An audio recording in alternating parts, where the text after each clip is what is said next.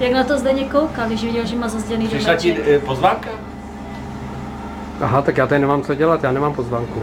Na tobě nemohla přijít pozvánka, když nám nejde počítač. Už jde? Ne, do fámy.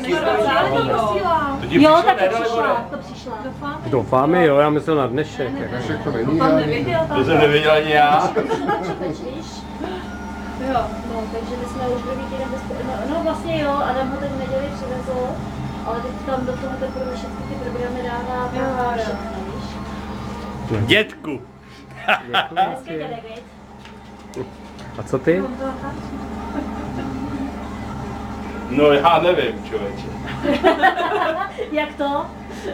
Že nevíš? Je to moc silný, viď? Co? No to pivo, na to nejsi zvyklý. Já myslela, že to dětkovství. Proč přeliváš? To jsme mi za celou dobu nepředali teda. No to neumí, to nemám natrénovaný. Já si dám. Dej si tam hadřík vedla určitě. Já jsem si... Tyto přidáta. Tak čau. Na Emičku teď, jo? Na Emičku.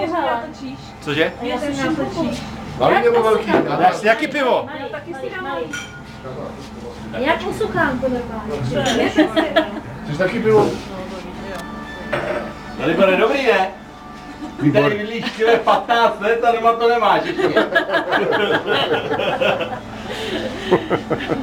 Co? Doufám, že už nebudeš chodit k tomu cestku.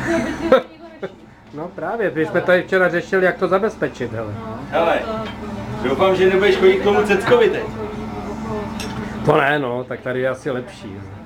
Víš co, u Hájku to zní taky jako v hospodě. U Hájku, to je hezky, ještě se měli dát ceduly, jo. Si Zdeněk tady chtěl přivést ceduly Austrálie, Pivnice u Hájku. šipka a 16 000 tankových kilometrů. No, někam tady píchne. Taky nekoupil, ten ti nechal nos. Ty vole, ty jsou drahý, ty vole, oni tam mají hovno, spálená půda. Děkuji. Počkej, ty si tam... Tak na váš šťastný návrat, já bych to řekla. Dáš si dáš taky? Na Emičku to dali až dali Libor potom. Já jsem si dal taky malý. No, tak potom. Tak na váš šťastný návrat.